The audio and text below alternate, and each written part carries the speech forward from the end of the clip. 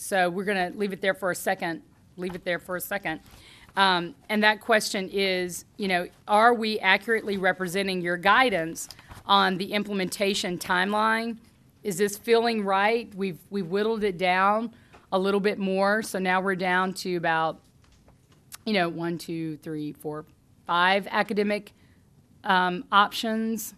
And then the second question is, do you have questions about the scenarios? But of the ones that we're most interested in hearing about would probably be North Central, the in-district charter, college prep, and the anything about dual language. But those were the ones that were the highlight. And of course, if you have questions about the single gender middle school concept, which is still kind of fresh, I can answer some questions, but I'm still working on it.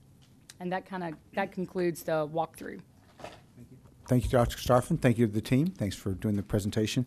Let's keep that slide. We may come back and forth. I know we doesn't have to stay on all the time. I'm not sure who's doing the work back there, Oscar or others, but thank you for doing it. But this for the sake of trying to give some clarity because you referred to the board's guidance, and sometimes you've gotten board feedback, but I don't know that we've collectively come up and said this is the board's guidance. But maybe just sort of knock them out each one, moving our way down. So on page 24, at least in the presentation I've got, let's start with kind of comments, feedback about North Central overcrowding and the concept of, is that something that we support the superintendent doing something for next school year? And then secondly, the options and scenarios that she has discussed, do we have any questions or comments about those? And I think I heard her say that B of those scenarios seems to be the more likely at this point. And that may be correct. And Most likely, but I haven't been able to vet all their other ideas people have. And lots of stuff floating. We heard several of this tonight from some of the public, including 4th to 6th grade and things like that. So that's still work in progress. Okay, so maybe the question for the board is, does anybody not believe that in 12-13 next school year, the superintendent should be pursuing addressing the challenges of North Central overcrowding? Ms. Brister, do you have a perspective on that? Of course I do. No, I just want to say that I would hope that the board would continue to support the superintendent's efforts in relieving the overcrowding in North Central. We've known that we've had a problem for a long time. It's probably grown faster than we had anticipated that it would. I know that some of the things on the table are probably not things that are comfortable for people, but I still think we still have some conversations to have. And I would encourage us to allow the superintendent to go ahead and continue to explore these options. Okay. Thank you, Ms. Brister. Other thoughts from other people about Ms. Savoy? I would certainly support Ms. Brister's need to provide relief in her district. I think I'd like to offer some rules of thumb that we could follow going forward. I think mid-November is too late to go to the campuses. I would say, Dr. Karstarfin, let's get out there next week. Wherever a campus is mentioned in any of these 4 top scenarios that are being recommended tonight, I think it's not good enough to just name them. I think, Dr. Karstarfin, you and the team need to go on site next week. And otherwise, if we wait till November 18th, which I think is the date of the coffee that you mentioned at Ridgetop, that's too late. We've got to vote 4 weeks after that. And so we need boots on the ground, bodies on campuses, talking to the CACs, talking to the teachers. This has to be fully understood and fully vetted starting now. And we just cannot wait, or I'm afraid we'll be where we were last year. Secondly, I think it's important to do no harm. I think that's an important lesson learned from last year. Where we have campuses that are succeeding academically, let's let them flourish and let's let them succeed academically. We've got plenty of underperforming campuses, Dr. Karstarfin, for you to look to and work on. And so where it's working, where we've had a rich portfolio of options that we've put out there the last 2-3 years, let's let it bloom. And let's look to those campuses that are suffering academically, and that's where we give the relief. And finally, academics, academics, academics. I'll say it over and over again this year. These moves must be informed not just by where the seats are or where the seats could be, but what's in the best interest of our district's academics. So when we look at the 3 or 4 options in Ms. Brister's district, let's look at what brings her the best academic performance. So Mr. Williams, I think your question was a good startup question. Do we support this? Of course, I think to a person, we're probably going to support this. It's a question of the how and what and when. And I think what I've been hearing most recently is the campuses need more time to understand this. They need clearer understanding of what the scenarios are. And so those are the 3 rules of the road I would recommend. Thank you. Yeah, Dr. Stefan.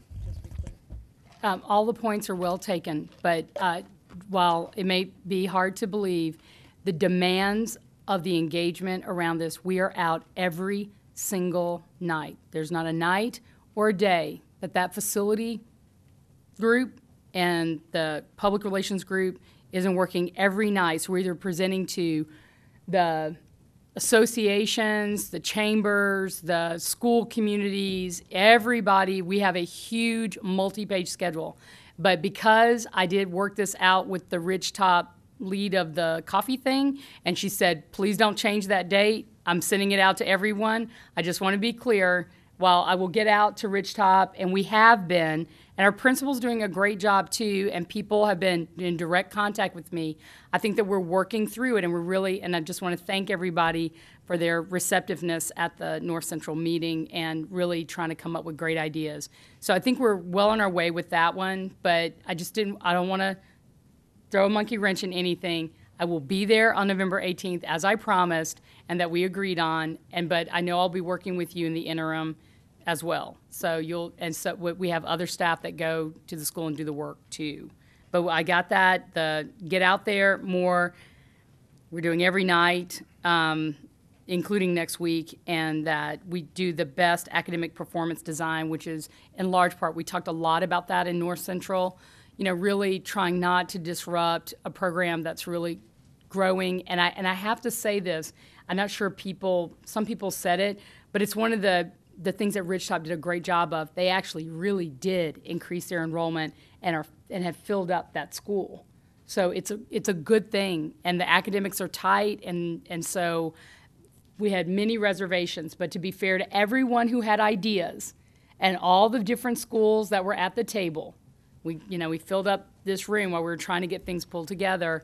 I didn't have I try not to exercise my authority only to bring the one thing, but that we agreed on the top 3 and then said that we would bring those and then give ourselves time to come up with new ideas as well. So we took everybody's top 3, and that's how we got to those scenarios. Sure, Mr. Foy. I've been a parent leader. I've protected Ps for 7 years. Where there is a void of information, it will cause consternation among the parents, less than optimal performance among the teachers, and it will cause a churning.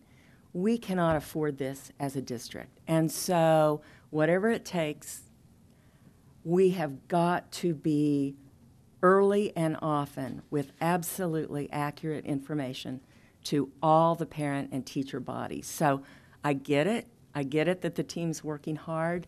That doesn't satisfy me because my phone's been ringing off the hook. And so I know there's a void of information out there. What we learned last year is that we've got to deliver stability to our stakeholders, our shareholders, people in this city. So I will just say that I'm not entirely satisfied with what you just said, Dr. Karstafen, and I'm going to say again, we've got to deliver stability to this city, to our parent and teacher bodies. They need to know very, very soon if their school is on the list, and they need to know very, very soon if there are closures. So my follow-up question will be, in addition to these A, B, C, D 4 items, are closures contemplated for this year, and when will the schools be notified of potential closures? want to address the closure? I mean, there's no closures contemplated beyond anything that's being proposed on the academic options and the impact of that, right? There's no we've separate been- closure proposals. Everything we've talked about is on the table right now for 12-13 based on the academic options that this board has, put on the table. So my recommendation still is, while I still think we have to have a conversation about all of this still, but it would be best for us to take that full 18-month process for a 13-14 piece. So none of the things on here are regarding, and again, it depends on how you define it. So I know if you move an entire school from one site to another site, that might feel like the school itself, because it's being changed, is being closed as what it used to be and is now being reopened as something else. So, and I know because people have said that feels like a closure to me. So I want to be sensitive to that.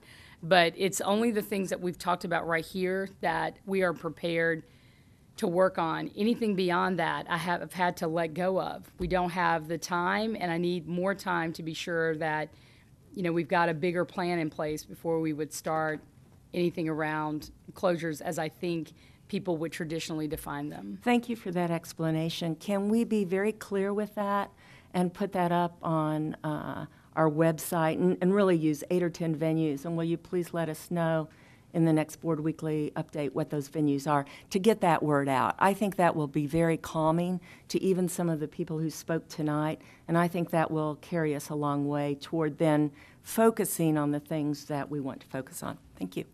Ms. Brister. All right. I appreciate everything that Trustee Lavoie has said, and I do want to make sure that we are sensitive to the needs of everyone that may be affected by the proposals for the North Central overcrowding. But I think one of the things we cannot get lost in this conversation in terms of communication is we do have an overcrowding issue in North Central. And if we're going to be talking about academics, then the overcrowding issue does impact academics. These kiddos don't have the option to have classrooms that are probably less than what normal would, 22? Mm-hmm. So we're full, and it's also a safety issue and a health issue. I don't like the idea that some of the kids are eating at 10 o'clock in the morning. So we have to balance all of this. I'm sorry, lunch. Lunch, yes. lunch.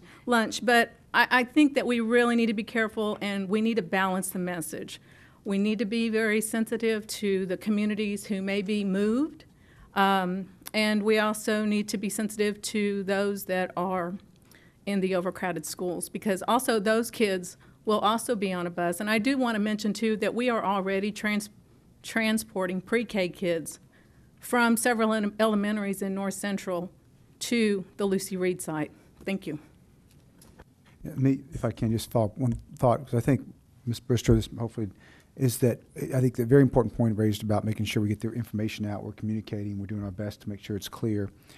But at some point, and I know I had a conversation with some folks tonight already for the meeting about the issues of stability and what we want and no harm, and all, but the reality is we're going to have to change something to solve the overcrowding problem. I mean, it's just, you can't, and there's no easy answers, otherwise we would have already solved it.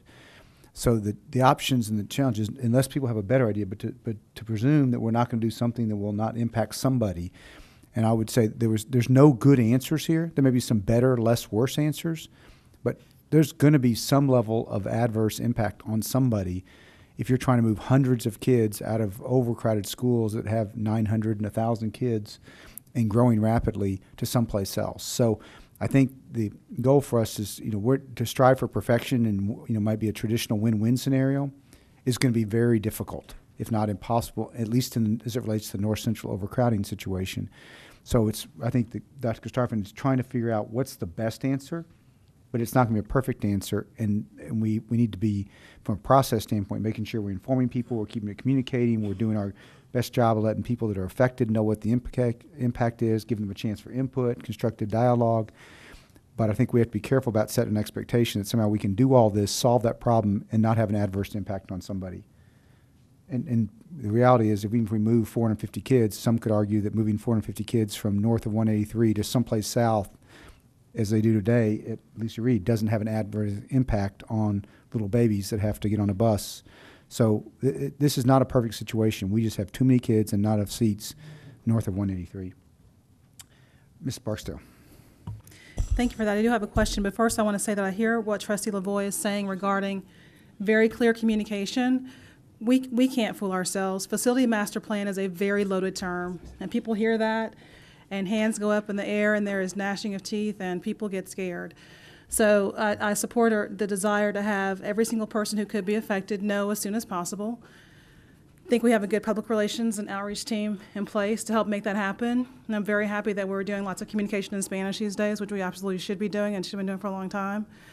But I hear that, so I think that the concern Trustee Lavoie, I don't want to speak for you, but is raising. The bottom line is F&P is scary to people, and it causes alarm and anxiety, and we need to be very clear what it is we're talking about, with the current things that are on the board and are not on the board, or on the table, I should say.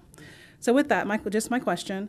We heard some comment from Citizens Communication tonight that I found compelling, regarding the logistical things that have to happen when some schools are moved around and instruments coming in late and or to perceived later. I can't verify that was actually a problem, but for the superintendent, can you just talk to us about some of the issues, challenges, concerns when making a move like this one on this timeline about the little guys being with the big guys, or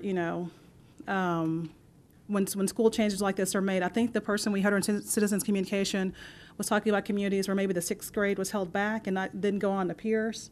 And again, I'm sure those things were walked through and vetted out, but what are some of the challenges facing in making a turn like this one so quickly, logistically?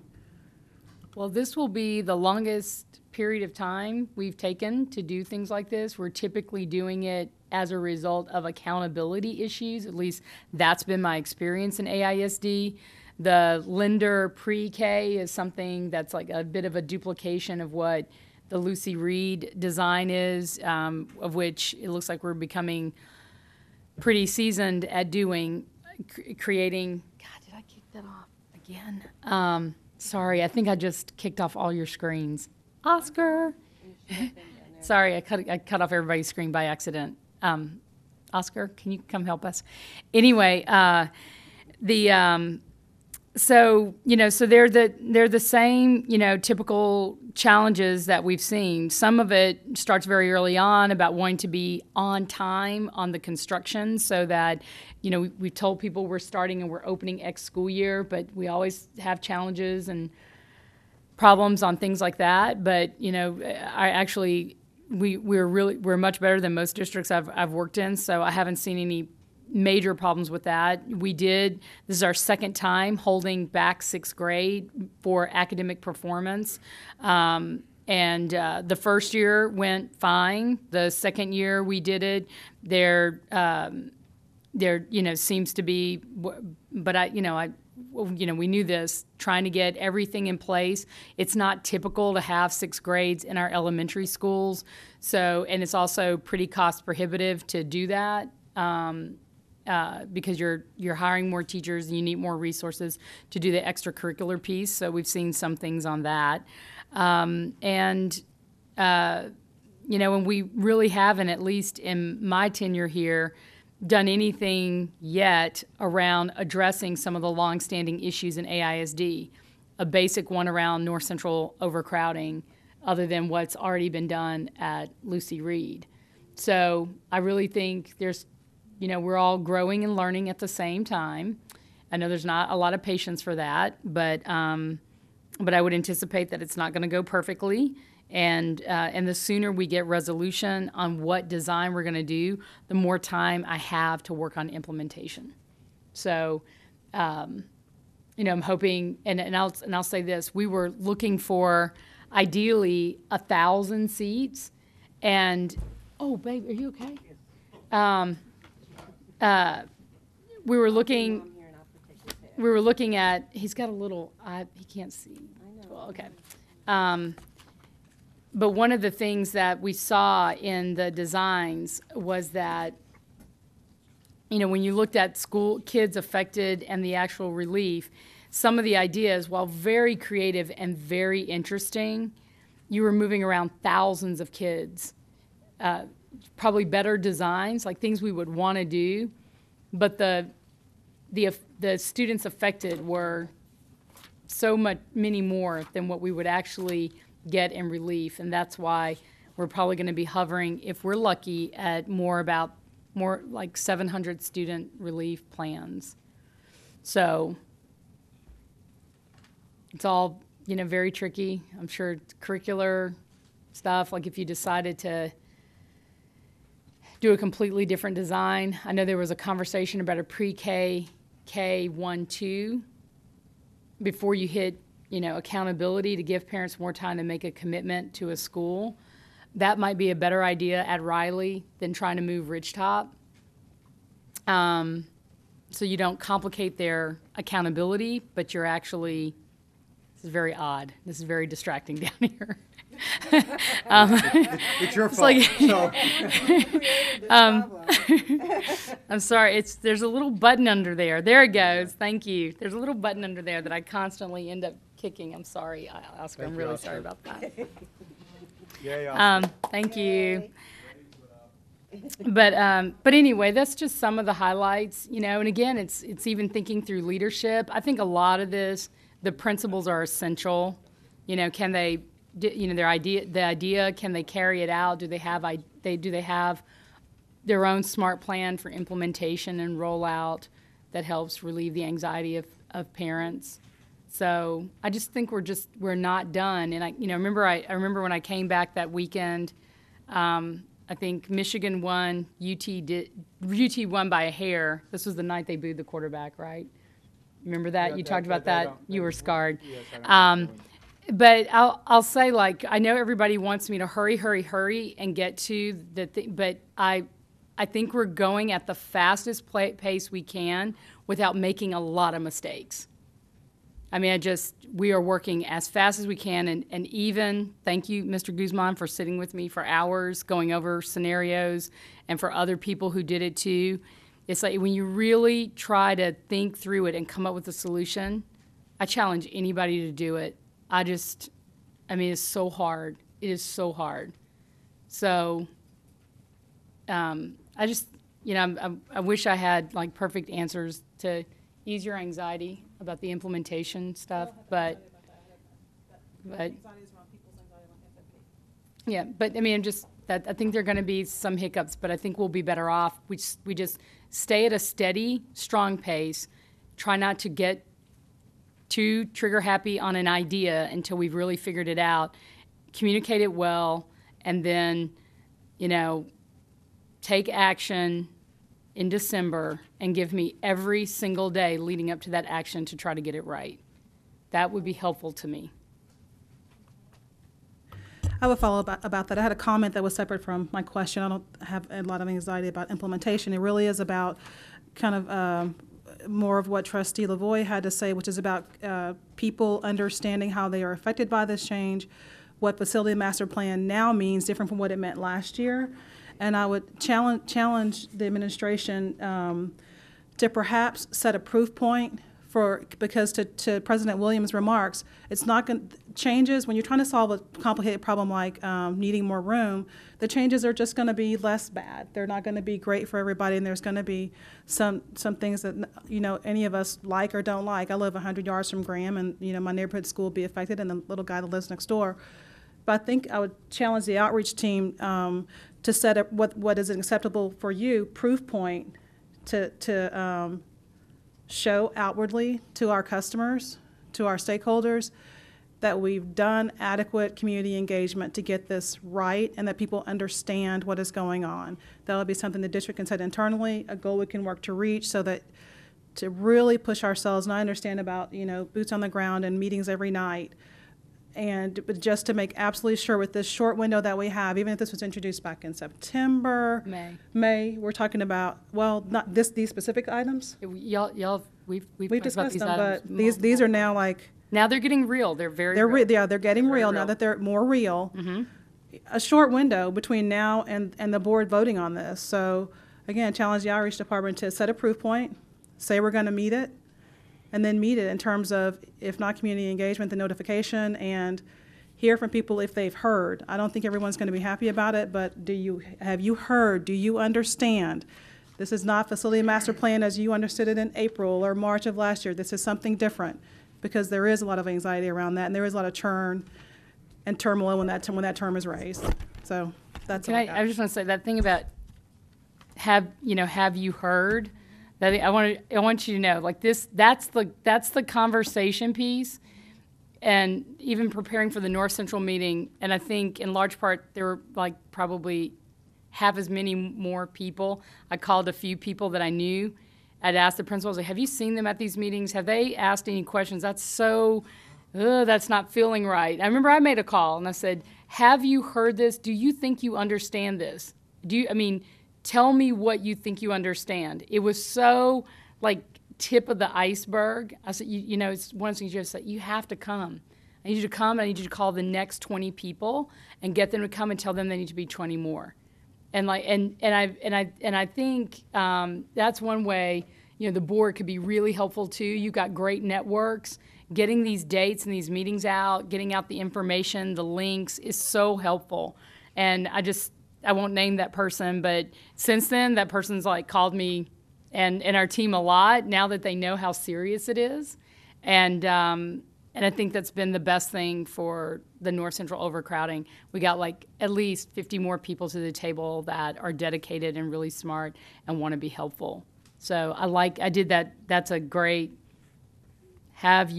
what have you heard? Have you heard? Ms. Moya. Thank you, Mr. Williams.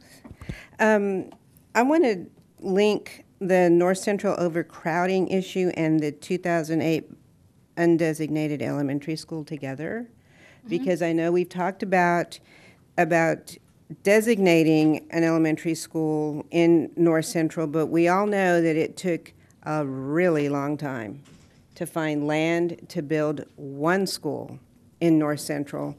And so I really would like for us to figure out what we need to do and maybe start working toward what we need to do, and as far as trying to use this bond money to improve the existing campuses. Can we build a second story? Can we add a wing? I know, guys, I've brought it up off and on, and we have issues, and I know that there's the bond attorney guys need to weigh in, and are you telling me we can't do it at all? I'm just trying to get somebody's attention back there. It's my understanding that you can't do that. You cannot take the bond that was just designated for an elementary school and go build additions, and that you can't do that.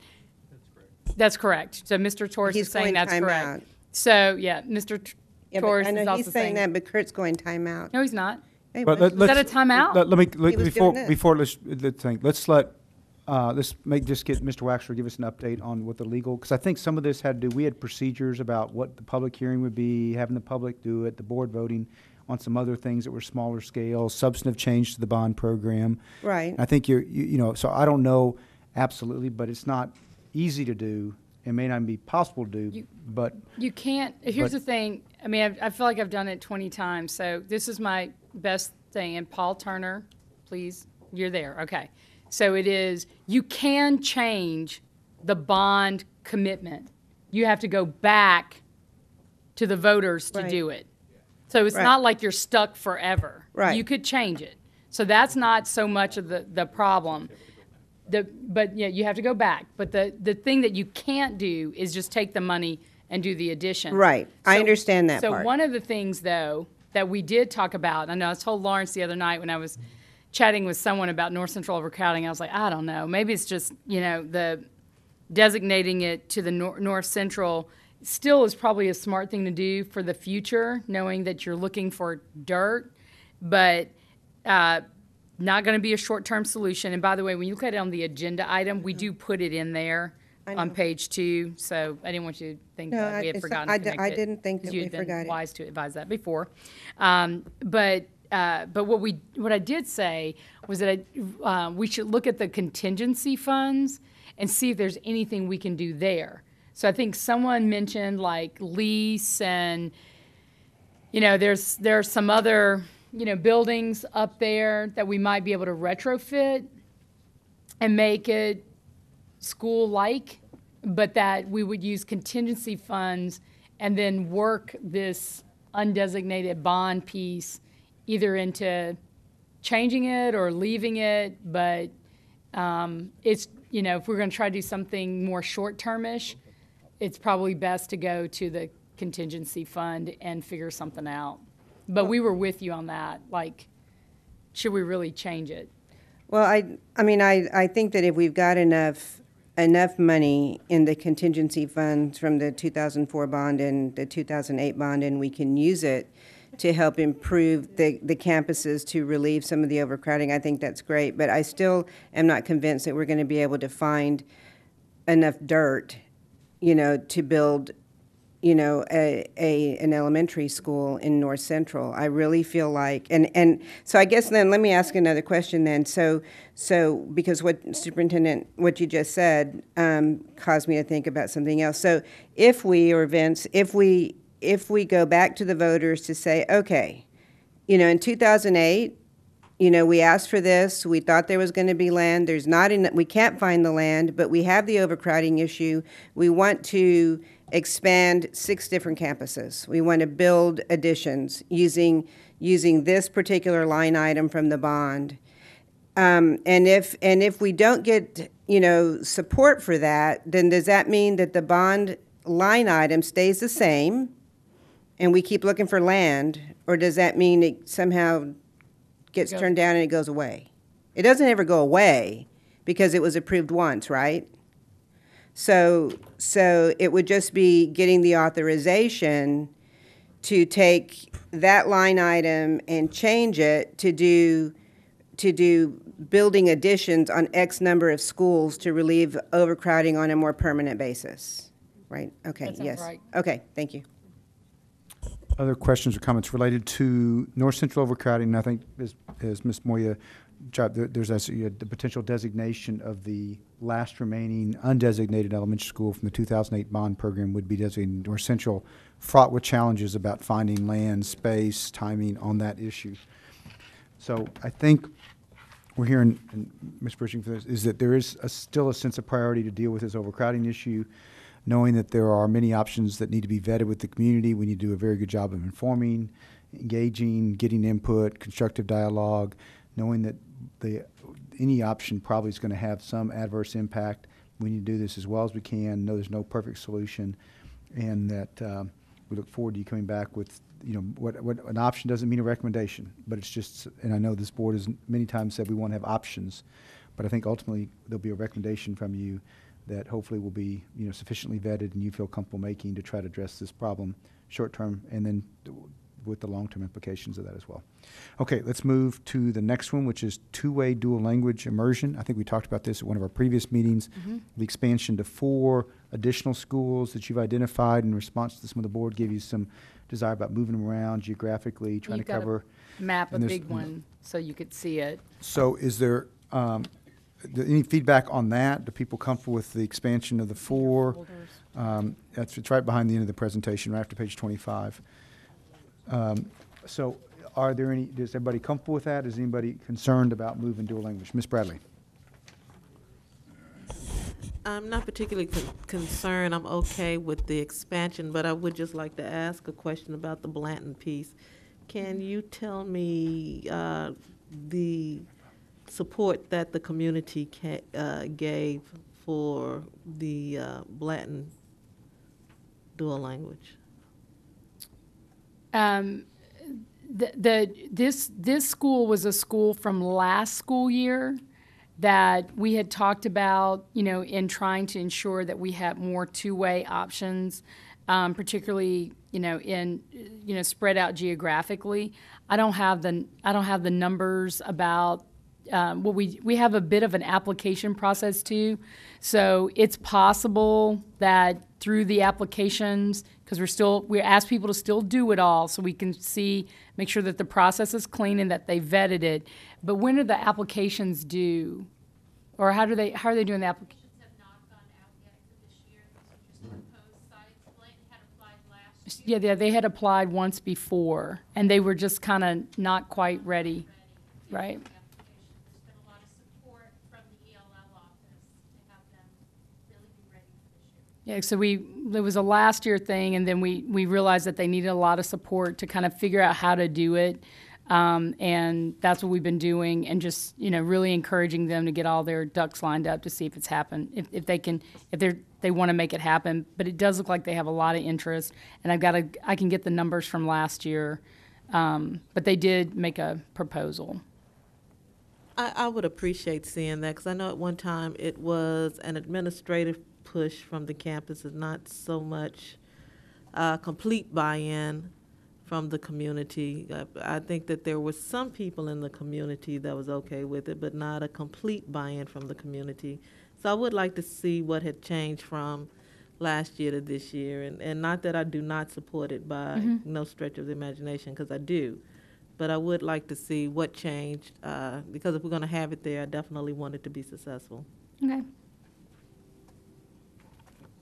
Other thoughts about dual language, Mr. Snyder?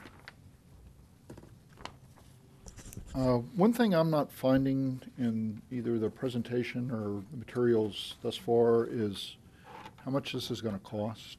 Not just this proposal, but most of the other ones. The only thing that I've been able to find a dollar figure associated with appears to be associated with the School for Young Men and Young Women that's been proposed, and that's nearly $1 million, just under. But, I mean, what kind of money commitment are we talking about here for both this and most of the other items that were? Right, I can pull those up for you again. You've had presented to you multiple times. If you're looking for it, it's on the sheet that looks like the School for Young Men. It's called the fact sheet, and we gave them to you on September 26th, and then in each one of our discussions, we brought them up again. I can pull that up in a second, so let me go grab that. But these schools cost about $40,000 each-ish to kind of get off the ground and get going. And let's just, and if we can, let's tackle each of these. I mean, rather than trying to go through all the costs, let's go through and say, okay, what's the cost for this one? And then we get to the next one, we'll do the cost for each of those. And I think I got it right here.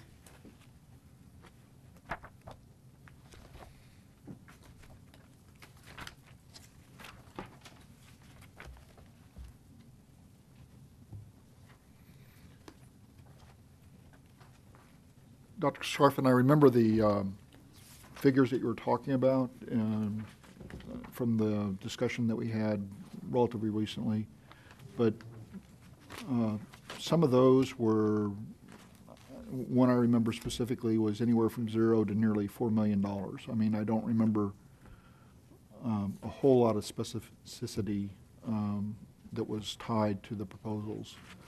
So,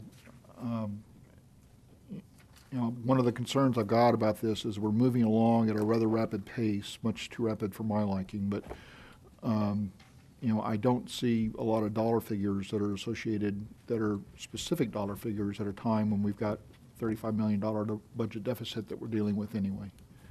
Right, so when we presented, we asked Nicole Conley-Abram, our CFO, to give everybody who is doing the cost outs on these explicit guidance on how to have consistent presentation of the financial implications of each one of the academic options.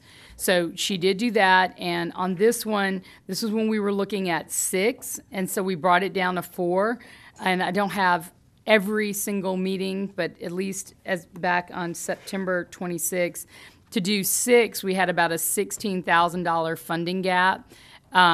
And I think bringing it down to 4, I doubt it's going to be that large. But remember, part of us trying to get specific, and Mr. Williams, I don't know what it is, I think you said guidance. Getting specific guidance is that we take these things and then we put them into the budget piece. So people know that it could happen, and we're trying to figure out, whether or not we're going to commit to the money to make it happen. But these are the things that we do to be able to put it into our budget planning as well.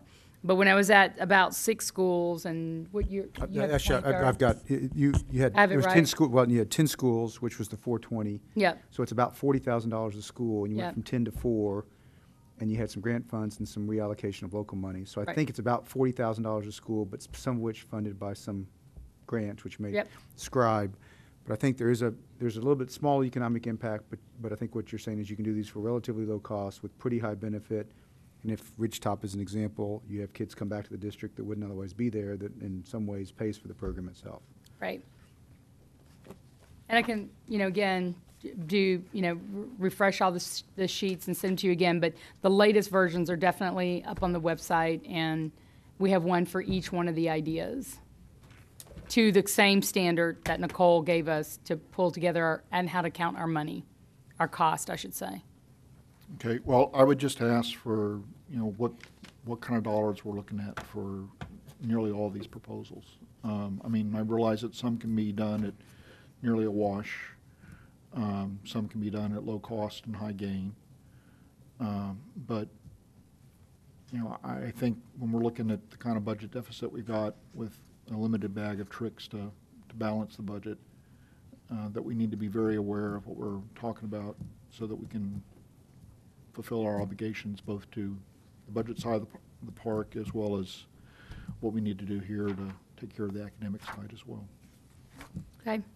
So as we go through each of these, we'll look at costs. So other comments just about dual language? And I think there's support. I think the dual language program's working well. I think we actually had a great testimonial tonight about Ridgetop and the participation that we're seeing in the schools that are having the dual language program. So it seems like a relatively low-cost investment in our kids for which there's pretty big payoff. Okay, let's go to the new program design, replace either the ALC or ASIS. And there's materials that's been provided over time about how that would approach, although you just said that you're still working with principals and others to vet that. Right. So can you, maybe we'll open up for questions first and then see if people have questions about that particular option.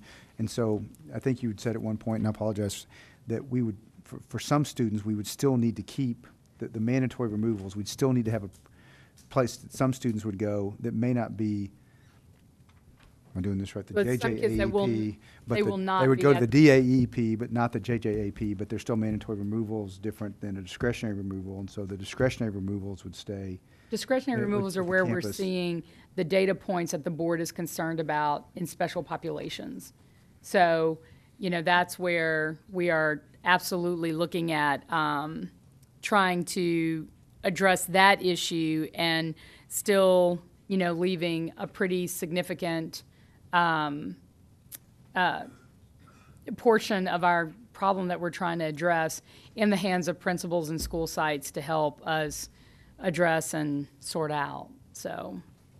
So questions about how, and I guess the move is mostly would be, the change would be somewhat to move the discretionary removal component and leaving it at the campuses and giving them some resources to support that at the local campuses. Right, and we have, we pay, I think, over $5 million, Paul, is that right? We already pay over $5 million for our DAP program. We think we can absolutely redistribute that in a better way. But, because of the work of the schools, for the schools themselves, we want to be thoughtful and ensure that we have support for them. What we're trying to figure out, and I do think whatever we recommend is really going to be at the advice and advisement of principals, because, they've got, the kids are there in the schools with them, and we want to make sure that this works well. So, the idea that we kind of create our own or work with someone is what we're trying to sort through. But we're still looking at, about 12 teachers and 4 counselors to be sure that they can provide support to campuses serving discretionary removals, and then still having to have a component of what we're required to do by law, because we do not want to have, kids that have broken the law in school. Ms. Torres. So, Dr. Karstoffen, can you clarify for me, for the mandatory removals, would you still be using the current facilities for those children? It could be. I'm not sure yet. That's part of what we're looking at. I keep telling people I'd like to see them perhaps move if we need to,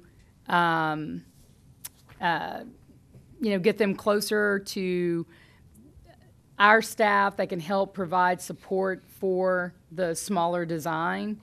So that, may mean something else so that they're closer to the right departments.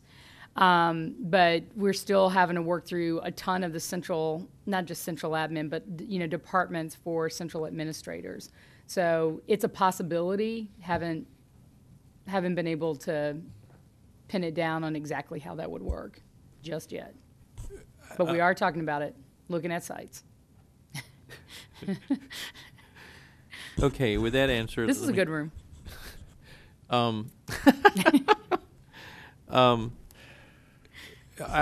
would just ask that for even those children that do have to go through the mandatory removal program, that program be looked at as well.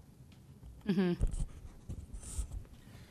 And just, so this is one you're still working on, you're still exploring, so it's the concept that you're bringing to us, but we don't actually have a specific proposal, because you're still working on that with your principals, with your team. But the idea is to try to migrate away, so some of the discretionary removals actually can stay at the campus where they're closer to the people that are responsible for those Yes. long term. Mr. Torres.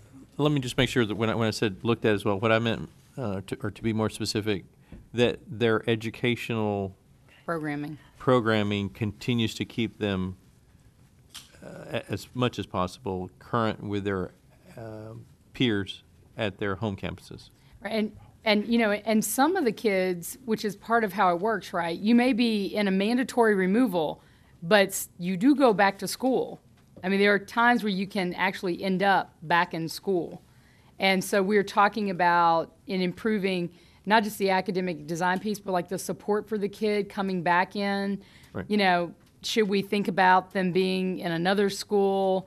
How do we use our child study teams to help with the transition work? And so academics and schools office have been noodling it. As an entire expanded cabinet, how can we make all of it a lot better so that it doesn't, you might have made a really silly mistake and ended up getting in big trouble. Right. But that shouldn't mean, you end up flunking for the semester. Exactly. Right. And that's my point. Okay, thank you. Okay, other comments or questions? Ms. Savoy. I have 3 thoughts on this one. First of all, I'm very excited about it. So congratulations to the team for conceiving of a way to keep these kids in school. I think this is so exciting. Secondly, I wanted to suggest that you might want to consider putting together a little advisory team from the community to draw upon some of the real stellar leaders we have in this area. And I'm thinking of Judge Jean Muir, who has spent so many years of her life trying to do exactly this thing. And she has experience with the schools that have served the courts. And I honestly think if we ask Judge Muir and maybe 2 or 3 other people like her to help us lead this, we could be such a leader nationally on this, having endorsements from the judiciary and a couple of other places. And then the third point, I think, is Mr. Torres' point. When I was reading through the materials, I noticed that there was mention made that locations would be provided by the provider, and that made me a little bit uncomfortable, just because all of us have probably read of some of these facilities that aren't so good, and I don't think we'd ever contract with anybody like that. But I just wanted to share that with you since you're asking for honest feedback tonight, and you'd rather hear it here tonight than sometime later. I just was wondering about that question of where we would locate this very important service. Something about it made me think that, gee, wouldn't it be better to have it in one of our facilities where we still maintain control and we've got the link with education, et cetera. I'll look for more information, but those are 3 reacts. Thanks. And I'm going to jump in just for the benefit of Dr. Starfin, because I'm aware of this, because they reached out to me. And it was a very good suggestion, Mr. Voigt, but I know that Judge Muir, the district attorney, and other people, because of the Breaking School Rules report, have reached out, have connected with the district, and Dr. Starfin's already having that, because we do have many people that would like to work with us on this specific issue. So very good point. Okay, other thoughts on this one? Because I know we got technically 15 minutes, but we still have several items to discuss. Okay, I'm going to move to the issue of the in-district charter, which was a college prep program. And there's been a lot of discussion. I know there was a meeting last week at Eastside on how to improve the educational model over there. Options as it relates as to where maybe IDEA or charters would fit in, particularly in the context of the broader education. So let's open it up for comments or questions on that one. And Dr. Stephan, you have any open remarks? Just you're still pursuing it, still working on it, still getting community input. Had a meeting last week. I mean, last week, had 2 more since then and have a lot more to go. Mr. Guzman, any perspective on this one? We've scheduled 2 more meetings as well. I think it's 2 more that 3 is it now? Because I know I did 2 today just on my end on staff, but I'm talking about community ones. Is it 2? Yeah. So we've got 2 more, and again, it's the focus on really strengthening the feeder piece into Eastside Memorial. I think we need to. I'm going to say it, so I don't know. I don't know if it's fair or not, but not having it's the only feeder. It's the only high school vertical team we have that really doesn't have a dedicated feeder. Meaning there's no middle school feeder. Middle school, sorry. Right. Yeah, I think everybody knows what I mean. But anyway, but they're the only one that doesn't have it. So without some with a clear public understanding that when you go here, we're kind of anticipating that you're going to go to that high school. So I think without addressing that, we'd have to just admit that we are allowing the high school to flop around longer. And I'm seeing, we're still seeing that the numbers are still challenging. We have less kids this year than we did the year before. We don't have a clear path for what happens. Remember, we talked about this with the policy earlier. The standards are going to get harder. We haven't really cleaned up that big gap between elementary and high school. And so it's going to be a hard road for Eastside Memorial. And even if we got all this in place, so there's some kind of backup plan for how we get there, starting in 12-13, really Eastside Memorial wouldn't be filling the first class of students that have that college-bound culture, ingrained, and knowing that they are in that feeder design specifically for Eastside Memorial for another 3 years. So I believe the school is still very vulnerable. And I talked to staff today. I know they understand it. I'm still seeing things like, kids are missing 1 day out of 7 days, every week. We still have a lot that we need to do.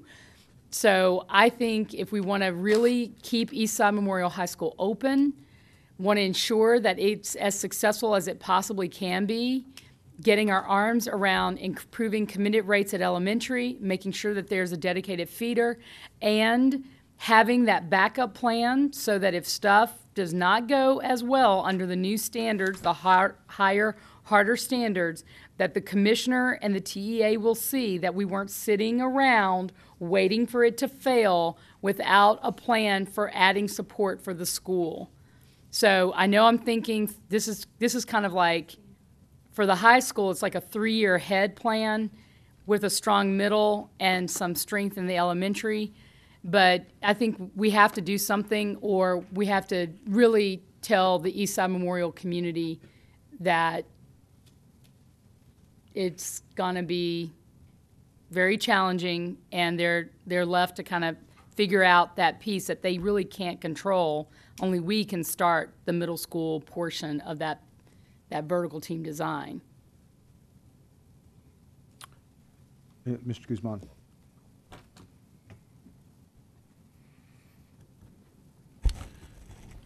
if there was one thing that was made very clear to me when I first came on the board, was that very issue, that there wasn't a feeder pattern to Johnston. I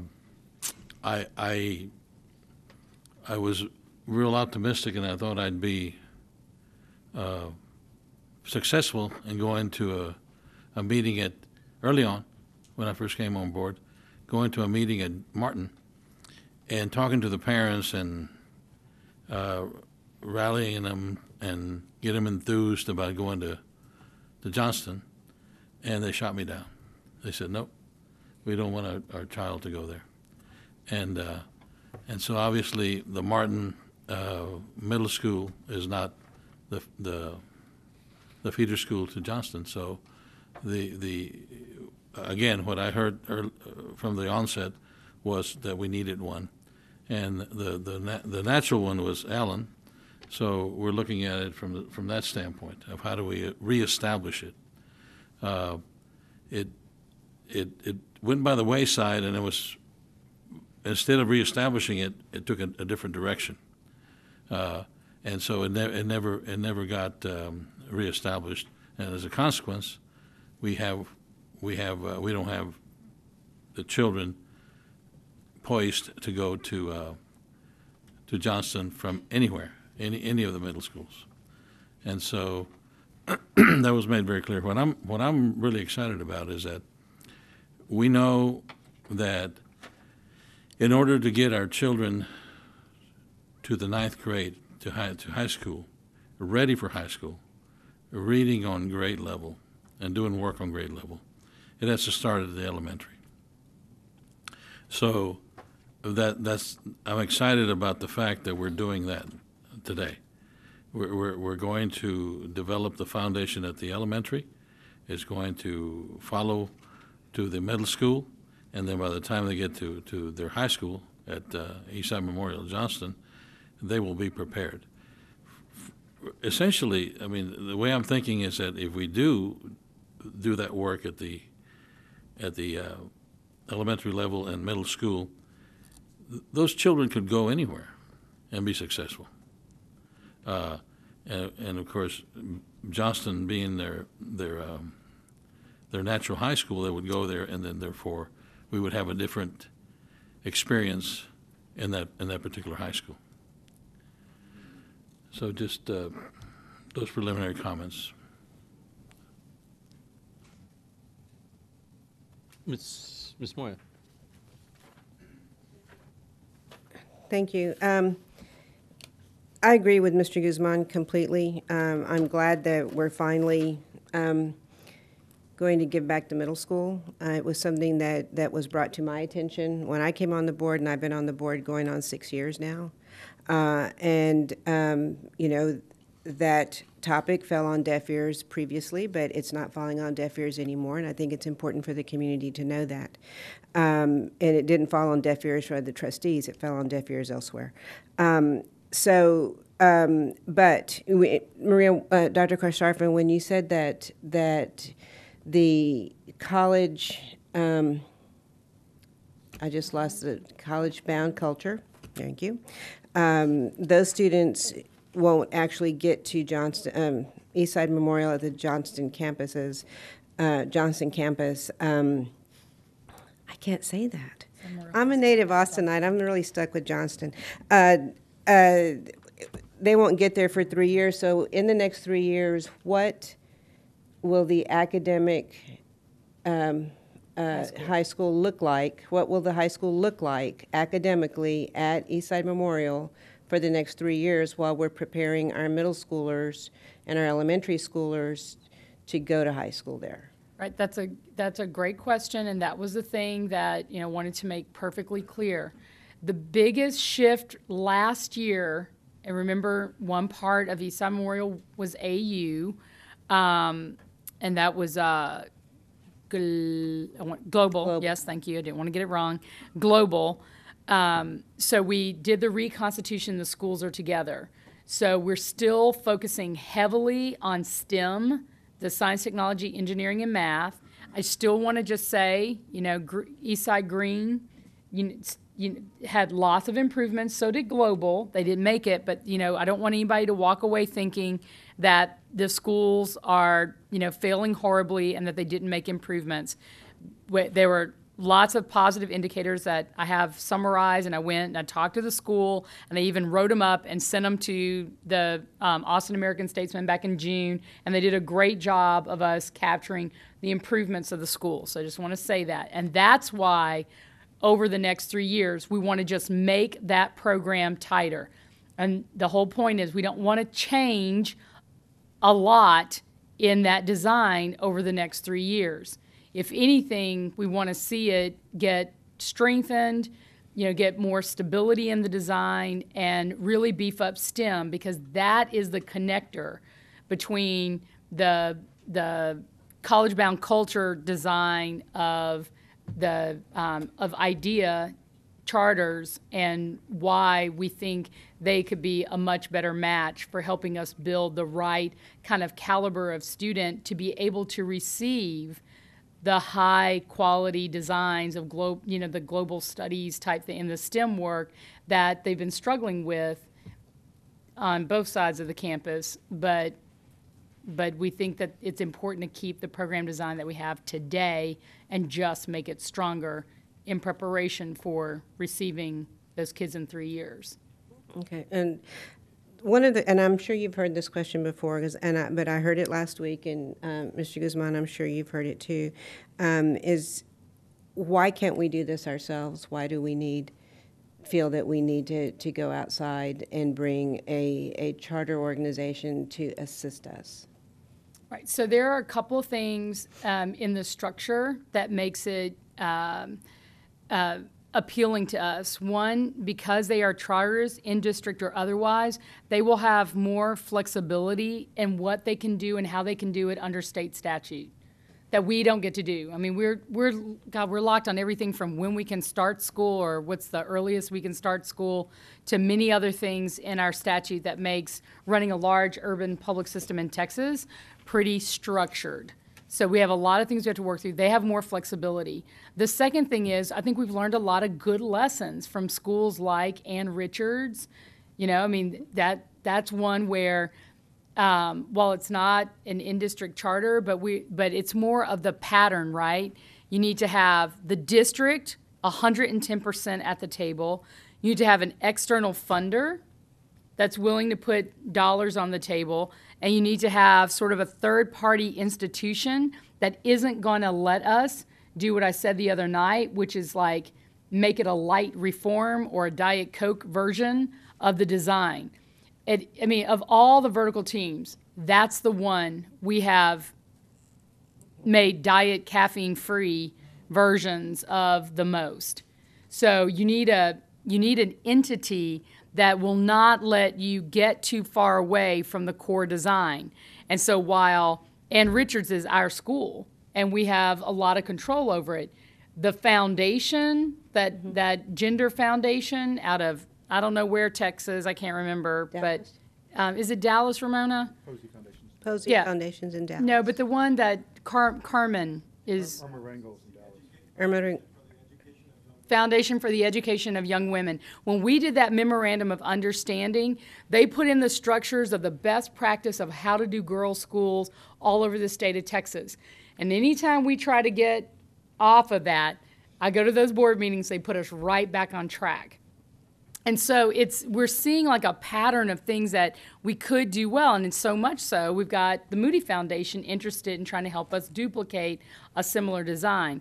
So what I think, especially under these tight financial times, opportunities like this would be appealing to us, is that we have strength in what we want to do. We want that vertical team, we want that high school, and we want to keep it strong. And we have an entity that can bring new dollars and resources to the table that we would never have access to.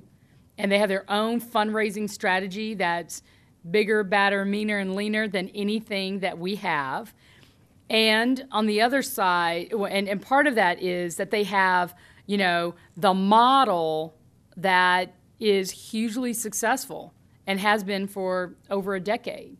So, and if we stick to that model, it's much more likely that our kids are going to see the same success that we see in other designs. I also think they bring to the table things that we're still struggling with. I think we need a new human capital strategy that's going to really speak to the future teachers of this country. They aren't going to stay in jobs for 20 years. They aren't going to, come to us in the traditional ways. We're going to, and I think that the way they like to be professionally developed is that they want a ton of support. And while we do support, we still do it very traditionally. And what charters do that we don't have the capacity to do, that two big things I want to learn from them. One, how do they have that human capital strategy nailed down? People buy into the values, they buy into the culture, and and you learn to do the teaching methodology really well. Even if you don't love it, you're the best at it, right? And the other thing that they do that I'd love to have some rapid capacity on is how do you get the entire system looking at kids reading by the first grade? Ms. Bradley's talked about this. I haven't figured out how to get us there.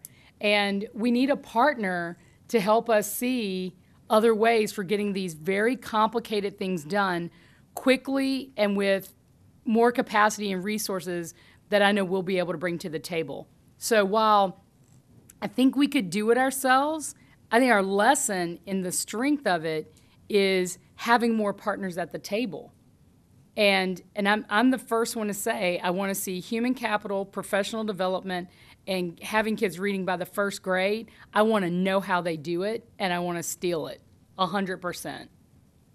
And take what we need from that to be able to scale that up quickly through AISD. And I'm sorry, and I go to a lot of conferences. People talk about it, it's hard to see. I'd love to have somebody working with us day in and day out so that we can really develop that kind of relationship and deliver on it at the same way that we delivered at a high quality level for Ann Richards. Okay, well, thank you. I appreciate that. And that kind of information, I think, is important to share with everybody because it's really important for people to understand the whole rationale behind why you guys are looking at and why we're looking at what we're looking at. The other thing is I have never been a proponent of charter schools. Never. I'm warming up to the idea for the reasons that you just discussed. But I do have a concern that to the person who spoke at Citizens Communication about a non-complete clause. I mean, how do we ensure that our investment is protected and our investment in our children is protected, and the children continue to come to AISD schools and they don't end up going to a charter that IDEA puts together on their own, separate and apart from us? We're going to be talking to them about that. We've talked to them about it before, and like as Mr. Guzman has said, and we know is that they have scouts all over Texas looking for part of their expansion plan, and of course in the way they generate their resources, there are people in other places that want to invest, so long as you come to where they are. So I know that they've got calls from even Denver and places like that where there's just such interest in how they are making this happen. But, I can't say that anything in any legal document is forever, right? Just trying to say you'll never compete ever, because the MOUs end, right? You would not want me to go into an MOU that's permanent forever. I don't think that's good business. But I do think they have a different growth model that they are interested in. They want to be in what they're calling the next generation of charters. I mean, that's where the new resources are. That's where, people are kind of bored with the notion, because it hasn't worked well, that school districts and charters are like competing against each other in ways that haven't been healthy for our development and their development either. They have just as many, if not more, failing schools than traditional public school systems, and everybody knows that from the research. So the idea that we could be in a next generation box figuring out how to do this in a better way is, I think, the real incentive here from both sides. I mean, just from both sides. We know that charters are here and that they're growing, and trying to figure out how we're going to do that in a smart way where, you know, we don't lose more kids than we already are, which is over 4,000 students now, is going to be really important for Austin to get its arms around. And I think the non-compete can absolutely be put in. It would last the span of the MOU, and, you know, we'd have to be very careful about, you know, how do we write that in. But at least they're the only design that we've talked to that hasn't come first about competing directly with us. It was like, how can we work with you? We just want to see more kids go to college. That's a totally different mindset than what I've experienced with other options. Okay. Thank you very much for all that information. I appreciate it.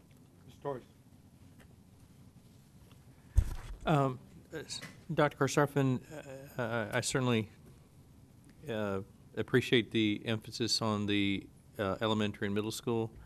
I think it's where we should have had our focus 5 years ago when I first came on the board, so I appreciate that. And if the particular charter that you select, or that the district selects, focuses on that, I think that will help, because having kids come in better prepared when they're in high school will make their probability for success in high school much greater. So I completely endorse that. I want to speak a little bit to the science, technology, and engineering focus of Green Tech in particular, for several reasons. And there's some that I'm not so sure are quite so obvious, and I would hope that we can make them obvious. One is, at the college level, one of our most difficult challenges is having children from minorities and underrepresented populations understand what it is to be an engineer or to be a scientist, and therefore not knowing what that career is like, not knowing what they need to know to be prepared, and what to expect. Green Tech offers children that opportunity to at least be exposed to that type of study and those types of careers and those types of opportunities.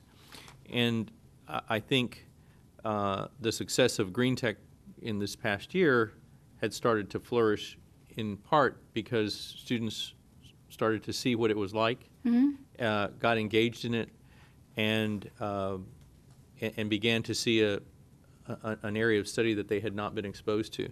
So I want us to continue to support that cultivation ground, if you will, for students that are interested in that area, particularly from that part of Austin. But I also want us to recognize that, and I helped bring in one of the corporations that has now partnered with that school, that there are more companies like that in the science and engineering area that would like to partner, because they recognize that we need to have more children of Hispanic and African Americans and in the pipeline going to college, and to do that we need to be doing that at the high school level. So what I would ask is that I don't know how this particular organization works at the high school level, but I want us to continue to recognize the successes of Green Tech, but that there's other successes in the children that we may not see as readily. I would welcome having those summarized for us in some way and on a regular basis, but that we need to not lose the traction that we have established over the past 2 years, because it takes a lot to establish that, and it would be unfortunate for the children there to not benefit from the groundwork that has been laid. Mr. Snyder. Dr. Sharfin, You were talking about Martin earlier, and it is a middle school that feeds East Side. Austin High. The whole vertical team feeds to Austin High now, is that correct? Well, we've noticed that most of the higher performing elementaries that go to Martin then go to Austin High, and I cannot explain it, but it happened part of our diversity choice type Okay, stuff. so the school should feed to East Side, but by our transfer policies, we have some percentage of kids going to Austin High instead of East Side. Is that correct? I don't know that part of it. Does somebody, Mr. Guzman or Ms. Bradley, do y'all know? How, can you answer the question again? Sure. Why they go to The question is Austin High? aimed at finding out, my understanding is that Martin should actually feed to East Side in whole, and that for whatever reason, we have what I'm assuming to be, I know it was at one time, I'm assuming to be, it's at least that large still, number of students that are not going to East Side, but instead opting to transfer to Austin, and I would assume other places or possibilities as well, too. Is that your understanding, Mr. Guzman, or Ms. Bradley? That's probably true now. Back in the day during busing, Martin was one of the schools that was zoned to Austin High. And sometimes I think it may be just the fact that people in the community just, they were used to tracking to Austin High, that maybe due to just generational, just people in the family going to Austin High, they're doing it. But then I also thought, and maybe Mel can help me out with this, is that my memory is that when, is he still here? No? Is he gone? We'll pretend like something else here. Keep going. Okay, maybe Karen remember. But I thought when the school closed and it was reopened, that actually it was reopened without a tracking pattern. By law, it could not have a tracking pattern. So. East Side, yeah, East Side could not have a tracking pattern. So I think at that point, it was zoned, Martin was zoned to Austin High, if I'm not mistaken. I think it's three components. There was diversity choice, which is Ms. Bradley refers to. There's certain schools, and we have it actually in policy, but it's not in transfer policy. It's almost a separate. If you choose to exercise diversity choice, you've chosen a new home school. You're not on transfer. And I think it was Go Valley and Match, but a couple of them. Well, it was Blackshear as Brooklyn well. College. I'm not sure which and ones they were, that but was due to crosstown busing. yeah. So, but the historical. Second was majority to minority, where kids did follow our transfer policy, but since Austin High, for the most part, has now gone to be a majority minority, as defined by African American Hispanic students that would otherwise be Hispanic or African American trying to transfer from Martin to Austin High don't get to go, because Austin High is no longer majority Anglo and Asian Pacific. But the third is what Ms. Bradley said, which is even though the majority minority went away, what did enter was when we did the reopening and the repurposing pursuant to the state statute, the TEA designated that we had to have an open enrollment for that school. So those kids really can choose, because we had to get 50% of the kids to go someplace else unless they opted back in. And so a lot of those kids can choose to go wherever they go. And there is a historical and a whole variety of other factors that, and I'm not sure what the exact percentage is, but I'd roughly guess 50% of the kids at Martin choose to go to Austin, but they pursue one of the options. So technically they all probably would vertically team historically been East Side, previously Johnston, but now there's not a vertical team pattern that necessarily exists for all those other reasons.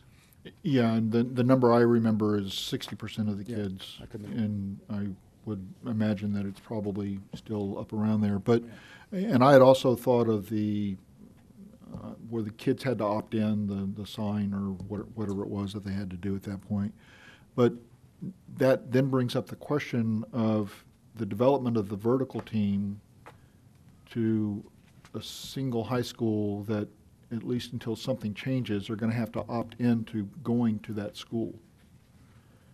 Is that correct? I'm going to say, Dr. Christopherson, I think this is one of the things as part of the reconstitution plan. I think right now probably they still would have to opt in unless we are able to appeal to the TEA to be able to reestablish the attendance zone. I don't know if we did that as part of this latest reconstitution plan, or if it's still considered to be an open choice school. It's still an open choice school. But, I mean, but they, I mean, it's just like, I think anything is kind of changeable, right? If we have a great plan and we're behind the plan and we're going to try to make the plan happen so that the commissioner isn't getting 20 different stories about what we should and shouldn't do. So if we agree that we want to change that, that's fine. We can pull all that together. I think it would be a great thing for us to be 3 years ahead of what we're trying to do and being prepared and going and talking to them now with the commissioner we have today, you know, in case something changes and we have new leadership or something, who knows? But that, you know, we take that to them and get that approved sooner rather than later, so we're not stuck on the back end trying to get something done after we put lots of years of work and effort into and not being able to change. It's just what, and my thing that I talked to the community about that night on early last week, and I went on the 20th, and I went and talked to the staff and students about, and we'll be talking to people again with Mr. Guzman and others, is, you know, we need to really plan multi-years ahead about what we hope for the future and work really hard to get there and make all the tough choices that we have to do to ensure that that happens. And I was just going to tell you, Mr. Schneider, your number was very close. It looked more like 59%. I think you said 60. That's what we have. That's what I had as of today. So, Dr. Kirsch, I just want to make sure, as of today, you mean current for this semester or this year? I mean, that just the most recent number you have? Well, yeah, our most recent, when we looked at the results of the 10-11 school year for the attendance zone area, Martin in particular, because Eastside Memorial pulls from, it's two, Ms. Bradley, right? Two elementary schools. I circled them on the paper. Yeah, in District 1. Is it Oak Springs and Blacksburg? It is Oak Springs and Blacksburg.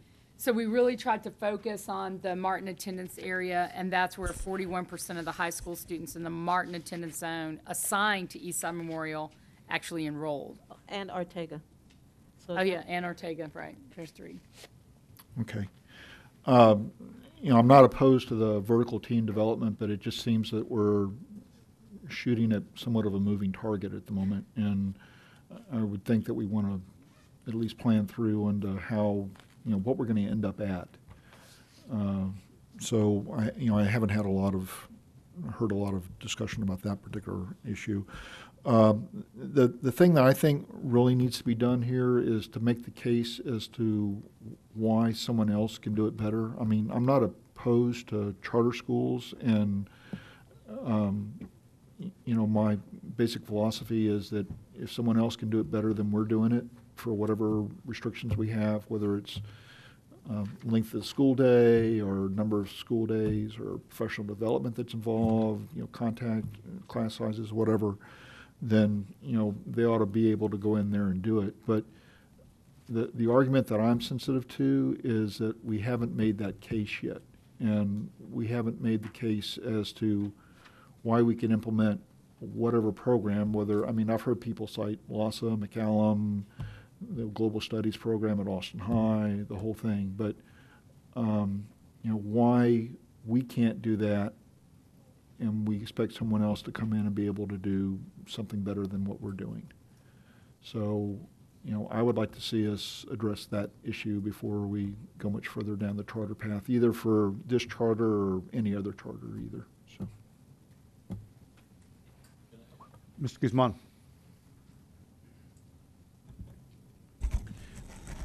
I don't know, I think we went over some of the data with regard to their track record, essentially. Dr. Garcerfin, was that in the packet? I'm sure it was. I mean, it was Yes, so sir. salient. Yeah. I mean, can you, because that speaks to the experience of doing it better. Obviously, they have a track record. And what's interesting here, and I keep remembering when we were looking at the global tech and green tech, a comment that Mr. Todos made. His concern was valid, I think, and it was, are these schools or these curriculums appropriate for the characteristic of the students that we have here at this high school where we're going to put them in there? Are we sure that that's the case? And I don't know that we were able to answer that precisely.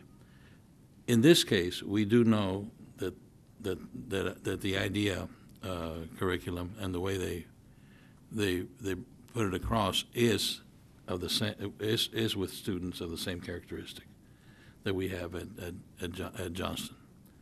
Well, at least our Memorial at Johnston campus. And so, do you remember those stats? I don't remember. Yeah, about 95% of their students are Hispanic and 81% are low income. And when we were down there, we asked them, like, what, when kids came to them, what was their performance on their state assessments and those kinds of things. And they remember they told us this, that their kids coming into the school had the lowest tax performance than compared to the kids from the AISD that they were leaving. And so they had lots of low tax performers coming into the school. They also have 100% 4-year, 100% of the students actually enroll in a 4-year college or university. At graduation, 93% of the students stay enrolled, and 2 out of 3 are first-generation college students. One of the things that was kind of important to us when we were looking at their performance, their performance even operationally, is that they don't get state funding for facilities or funds from local tax revenues like we do, but they get their allocation, which is about, I think it was $1,500 to $1,800 less than us. They raise the rest privately, and they're able to bond and do things in ways that we wouldn't be able to do, to be able to do special projects and those kinds of things. So, one of the things I think under our dire budget's future that's looking worse every year is that it would really be helpful to understand how people that have less in allocations are able to stretch it so much further than we do, or much further than we are able to, and not have the kind of resources that we have. So that was another piece, and I think Mr. Guzman, you asked him a question that I don't have in front of me, but like, what about kids who don't finish in 4 years? 92%, was it 92 or 94? It was really high. Actually finish in 4 years, and they still break the national average with 85% of the kids who are remaining finishing in 6 years. So finishing college, that is, right. And then I looked at their tax results, their last round of tax results. At every grade level, there wasn't anything below 92%. For reading, math, writing, science, social studies. So if I still have the floor. So anyway, looking at those kind of statistics, obviously it's not the panacea, nothing is. But looking at those kind of statistics, and the way I look at it, not just at this, but everything, but this in particular, I look for reasons and for positive things to see if it's of benefit, rather than looking for reasons and negative things for not to do it. And I just find more, overwhelmingly more reasons positive to do it this way. Obviously, there's other ways to do it, but that's what I find.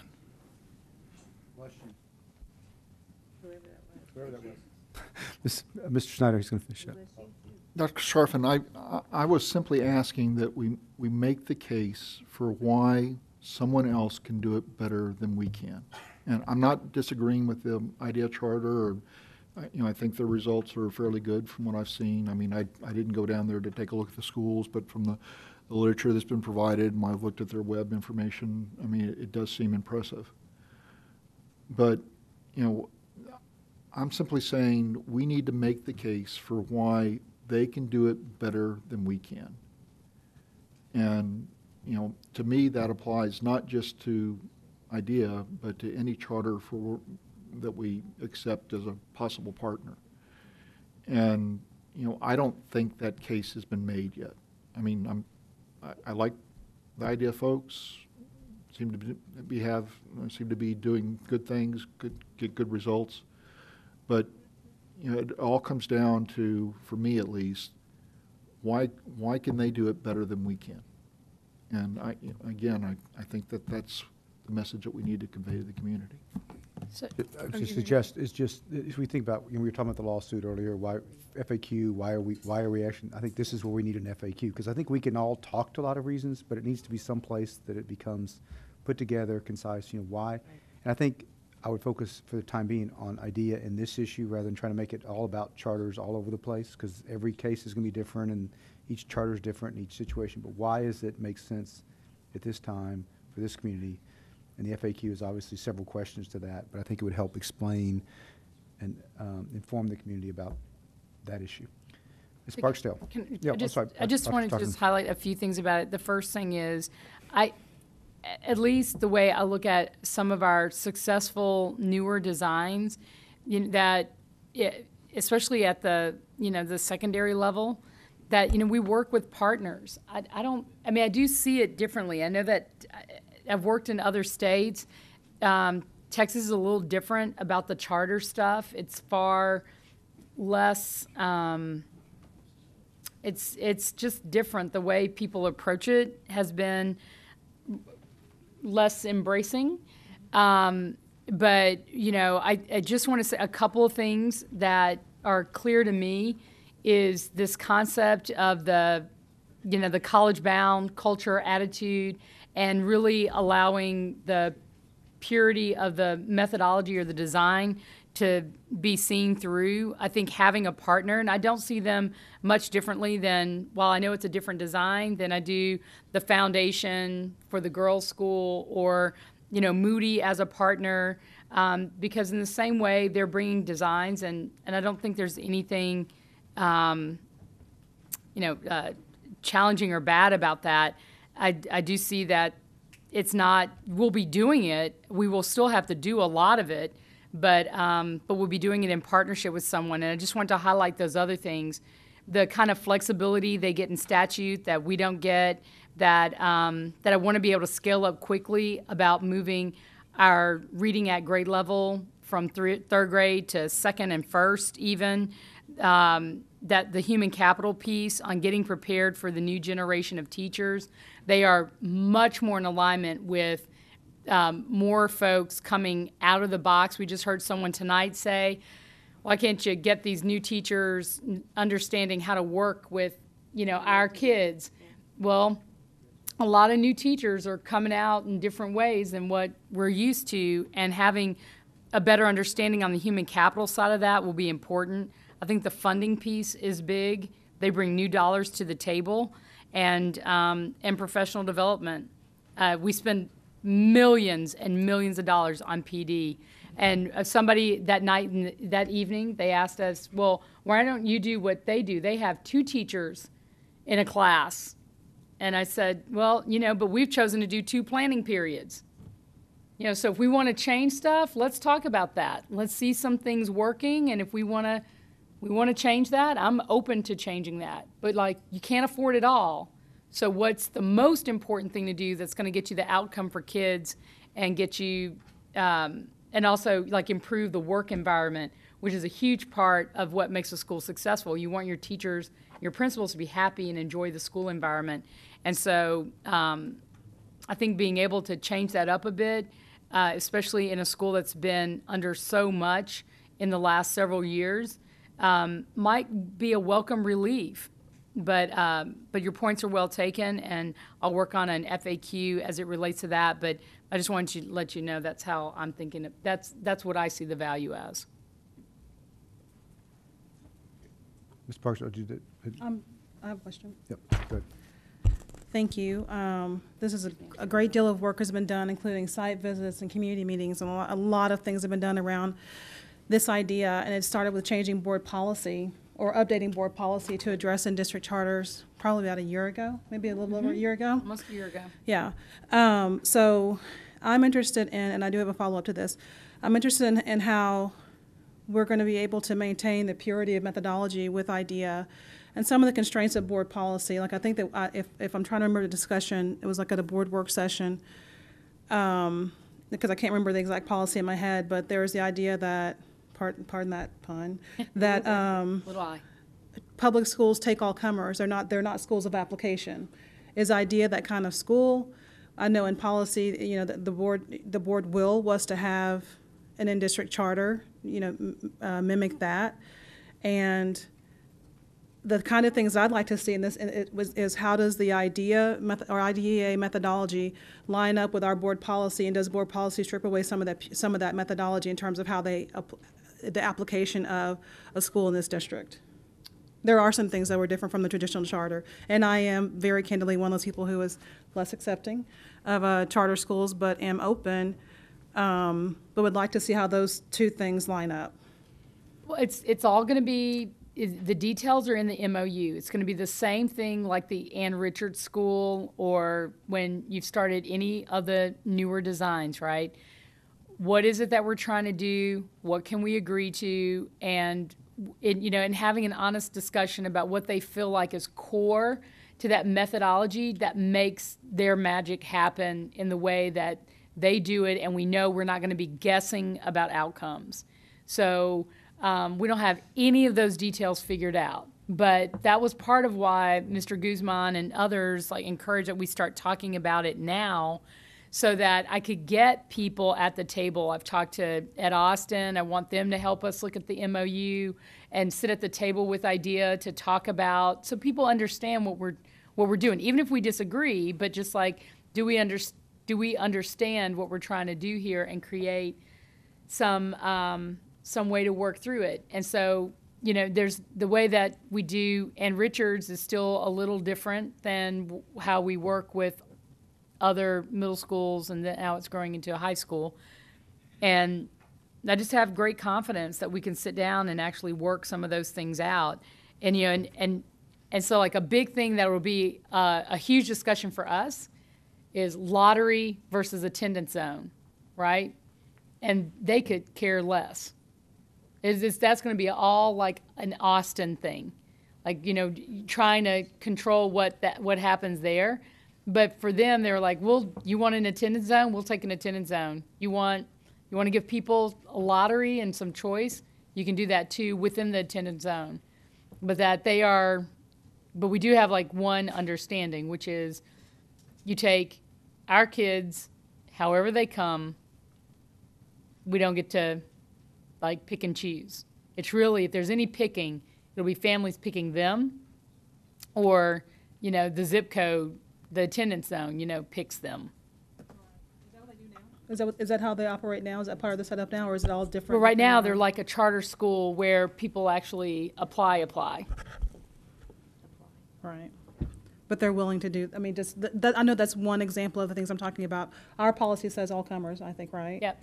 And so they would have to abide by that, and that's not negotiable. We could absolutely write that in the MOU and say, this is something, all comers is what you get. Right. I guess what I'm getting at is we couldn't go less than that. That's what our policy says, unless we change our policy.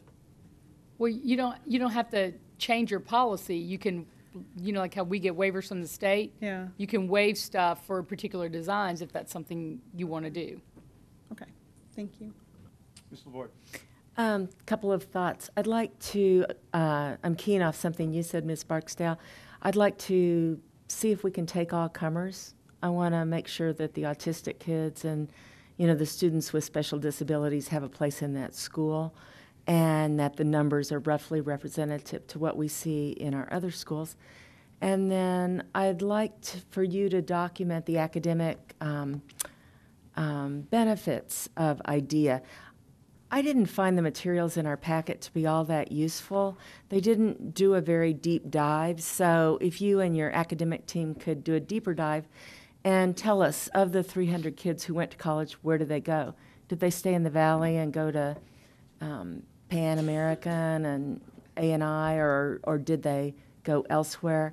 And then what's their retention rate in college? Not just in the raw figure of 93%, but how do they line up against public school kids from those same counties in terms of college retention? So I just think a deeper academic dive is important. I appreciate Mr. Guzman and Ms. Bradley's observations on the visit, but I think it would be really good to document the academic benefits, maybe include that tax material that you were talking about, et cetera. And then I think it's important, even though I do trust Mr. Guzman's feel for his district, I think it's important for us to do some head-to-head looks at charters. We had 5 or 6 presentations from you, Dr. Karstafen, on EduLabs last spring. What are the pros and cons of EduLabs as compared to IDEA? And I'd be happy to hear a couple of your observations now, and maybe that could go in the memo as well. We were considering that group very seriously last year. Dr. Stoffen, do you want to address how EduLabs is part of the reconstitution plan at Eastside? Well, this is potentially really just the tenets of the research. I'm sorry, the 5 tenets. Right. We were. These 5 tenets, I think, are probably fundamental to IDEA as well. Right. It's all about more time, high dosage academic supports. I mean, it's still the human capital, but to the and we can crosswalk those against their values and stuff and do the drill down. I can pull all that together. That would be helpful, because I think we should be in the business of doing head-to-head comparisons. And I thought that you were recommending them last spring. So if there were cons that emerged in their model, can you document those for us so that we know that, in other words, what makes one better than the other?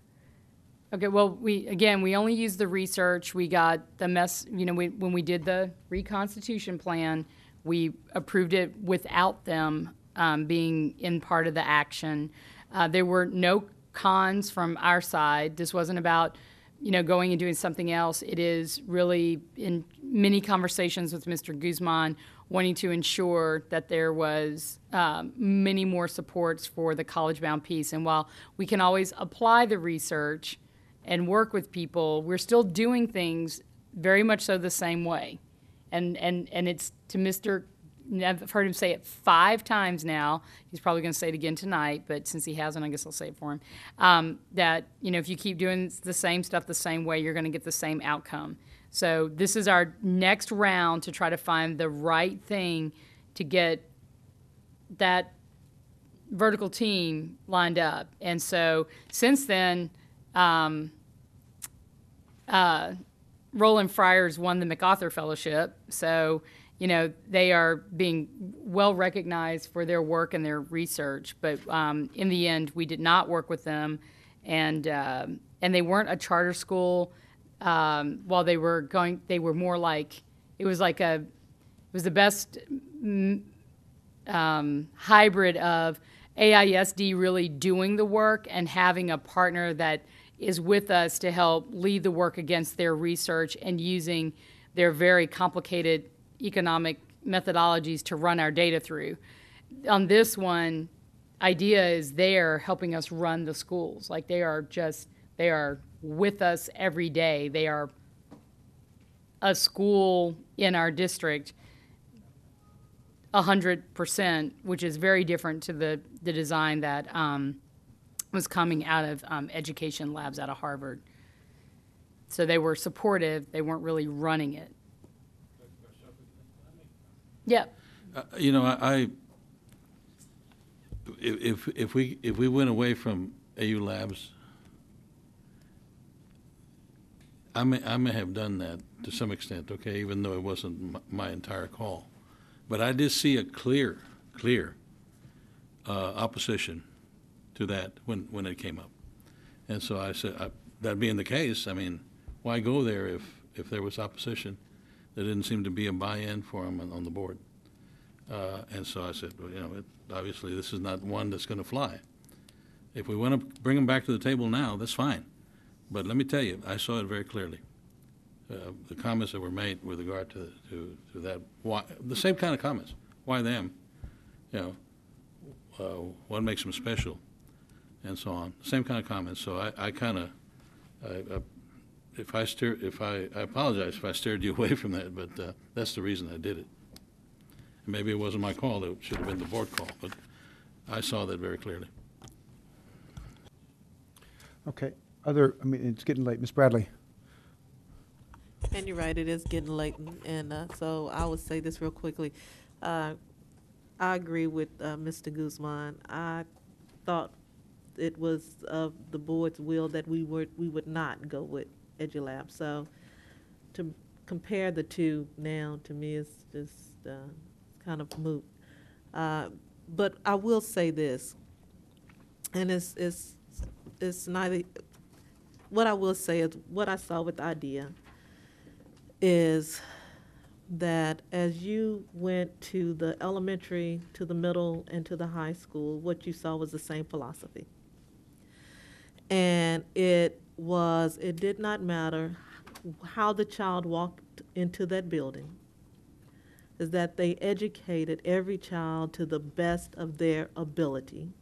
They did not believe that any child could not succeed. And they actually, I mean, you'll hear the phrase failure is not an option. To me, it's been said so much that it's cliched. But they actually practice that. And it's not one of those things where staff come in and pick and choose what it is that they want to do. There's a set standard. And you can go from classroom to classroom and you can see that. And you actually have people who come in believing that they can honestly make a difference, and that's what they set out to do, and they teach by those ethics. And I'm not saying it's not anything that we can do as a district, but each of their schools, that's the practice. It's the norm. It's their philosophy. It's just what they do. And we have pockets of excellence. Nothing is consistent, but there is consistency there. And you do not have this brain drain thing be something that just really, really ruffled my feathers. Thursday night was when we were talking, someone brought up the transfer policy, which really gets me. And someone said, well, our school has brain drain. Now that really bothered me, because it does not matter what child come into that school, they come with the brain. And it's up to the people there to fill that brain. Now, IDEA does not care where you come from or how you get there. Their sole purpose is to educate and to send kids to college, and that's what they do. And they send kids to college throughout the United States. And not only do they send you there, but they follow you as you go through your career. And if it's something that you need, they come back and they help you get that. If you do not have enough money to pay for your books and it look like you may have to drop a class, then they come up with funds for you to be able to do that. They don't let you go. So actually, I believe that it's really another option for the community. I believe it's up to the community to say if this is what they would like to see for their children. And I believe we should give the community the option to say that. I just believe it's their option. Thank you. Other comments or questions? I know, Ms. Barksdale. Thank you. I would like to, with all due respect, revisit a comment that I had in particular about EduLabs and the reconstitution plan at Eastside Memorial. If IDEA charter is approved as part of the K through, well, seating and starting in the earlier school grades, would it be that entity that would because I think the way that the board approved the reconstitution plan was there was an entity like the one from Harvard Labs. Would IDEA then be be that entity with the way the reconstitution plan was submitted? Well, without an entity, we're still using our current capacity to reinforce the tenants. But right, we submitted it with an entity. Yeah, but we didn't name. We said that we could do that, but you could, which is why I said, I think us filling in some of the holes would be a great thing to work toward and submit to the TEA. Right. Cleaning up those big gaps. Middle school, do we have one? No, we don't. Are we going to create it? Even down to now we have an entity that we'd really like to work with in making this work for Eastside Memorial. Okay. But yes, you could do that. Okay. And I just have a request. Just for some latitude for myself, I can't speak for other board members, but again, with all due respect with regard to that conversation, I remember I had a very specific question about contracts and running people into a plan. I would like some latitude to be able to vet, discuss, challenge, and not have that perceived or categorized as not supporting a particular community. So I think that's appropriate for me. Okay. Other questions or comments? Okay, let me, if I can, just weigh in individually, is that I support the concept of exploring partnerships. We, certainly probably many of us have heard, whether it's funders, whether it's collaboration, we're short on money. The idea of creating partnerships is something that's worthwhile. If you're business people, often you make acquisitions because you're trying to jumpstart, you're trying to get into some practice. And we can say we could do it ourselves, but the reality is we're short-staffed, our people are working many hours, we may have the capacity, and I think this is an important idea. And the idea that we, no pun intended again, is to creating options for our kids, which gives them more choice to figure out what to do. Now, it doesn't mean it's going to work, doesn't mean what the community wants to do, and I think we have to abide by that. But I think that exploring it is worthwhile. I think is one of the things, Dr. Christopherson, is we've heard an interest in charters by some members of East Austin. And I think, to me, this also is we're potentially partnering with someone who's a proven charter, not someone who's creating a charter for the first time, but somebody that's a proven model. And if there's a niche and a need for East Austin for interest in with charters, I think we'll find out that demand coming over with our community and the community engagement. But one thing you may want to think about is just, as this lays out, is how does this fit the portfolio of offerings and choices across all of sort of East Austin, Northeast Austin? Because as we're going to find, probably the reality is no school is going to be a perfect fit for all kids within an attendance zone or a feeder. We have kids that move across, and so as we specialize and have early college high schools and IDEA programs and green tech programs, I don't think there's probably any neighborhood anywhere in our community, in our school district, that 100% of the kids go to that school, because they all sometimes move to different places that they feel like is a better fit for them. So I think as we look at this, it's how does this fit into the broader, over time, the strategic portfolio of options that we're going to offer to kids. And I think this has a place. And again, I think Ms. Bradley made a very good point, is let's let the community give us some feedback on it and figure out how it works. And I think to the extent we can create the vertical team in that school district and appeal to the TEA to allow us to reestablish the vertical team, it seems like that's a very healthy process for that part of town to give them a true tracking pattern. And it seems also aligned with your strategic plan about creating vertical team strength, which we don't have and haven't had long before I got on the board. So I continue to explore it, come back to us. If board members have additional feedback or options on that, please, let Dr. Christopher know. Okay, board, if you go back to page 24 just for a second, we're 10 minutes to midnight, so we're rolling right along at a very quick pace. There's still sort of two categories. I'm going to suggest that discussion of 1314 right now is 1314. We need to set that aside and have a conversation about what that is. There's a couple of items that we talked about for 12-13. It's late. I don't think we, part of it is whether we can push these to another conversation later. We are, may I just have, Yeah. for just about every meeting you have this scheduled so that we could keep biting it off in chunks. Okay, These two, I gave you lots more new data. right. And on the single gender schools, one for boys, one for girls, I did as much as I could with the days I had left between that and having to post publicly, but would love to have more time to talk to people and make sure that my numbers are as tight as they can possibly be. I wanted to run the real time. What school year are we in? 11-12. The real time 11-12 numbers through this. I think my chart had the 10-11 because those were the map had the 10-11 because that was where my that was the fastest I could pull it together. So I guess we'll propose, absent the board, is the board open to moving the discussion of these other two items to the next board meeting, and specifically make sure we target those two first, and then we'll move from there to whatever we have left and follow-ups and updates on the other items that we've just talked about tonight. But are people okay with that? So moving at 12? Okay, so let's do that. Thank you all, staff. Yes, Ms. Barksdale. I can't recall where I saw it in our packet tonight, but there were other AFR recommendations regarding boundary changes and transfers. Are we going to talk about that next week too?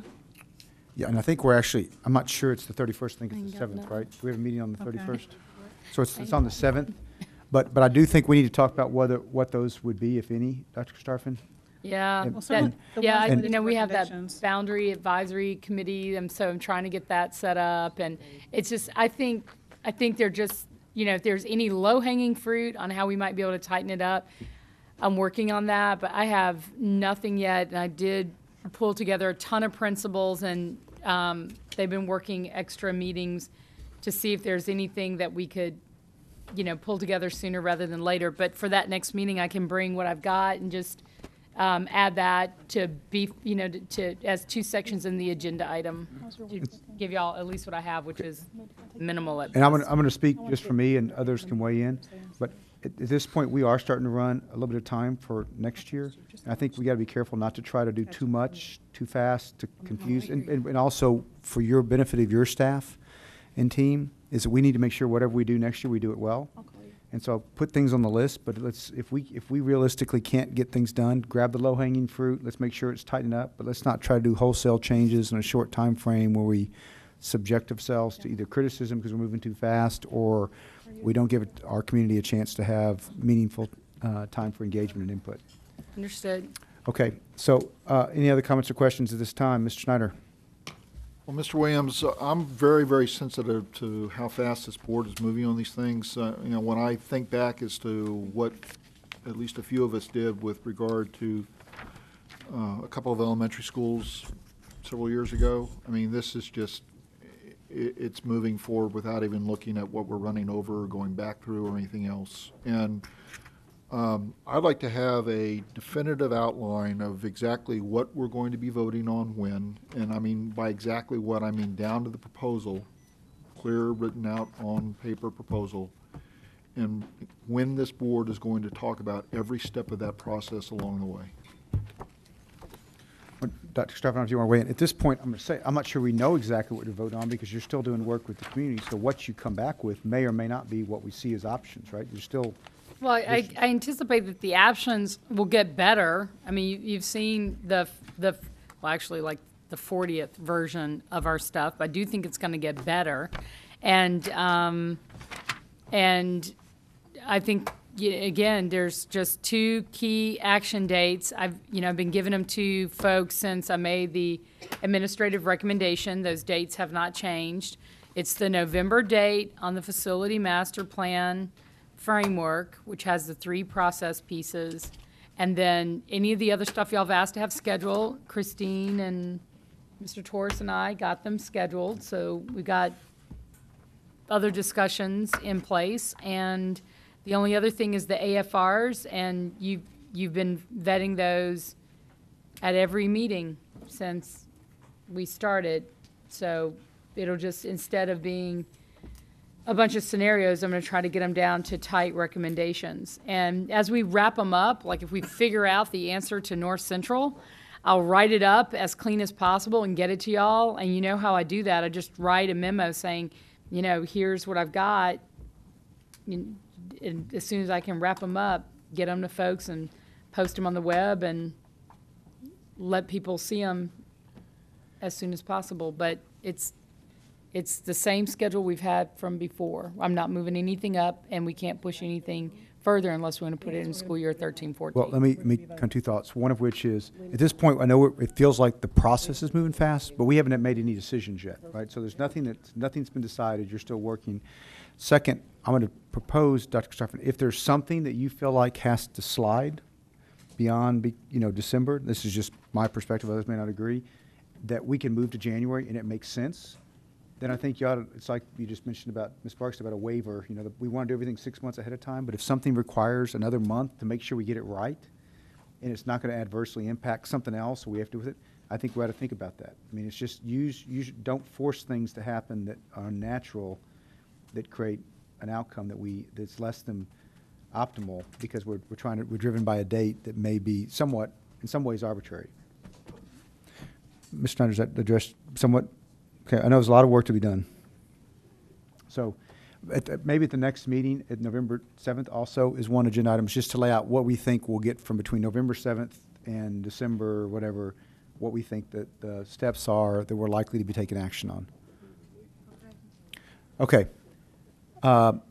It is 11:55, 11:54 according to this. We are adjourned. Long day tomorrow.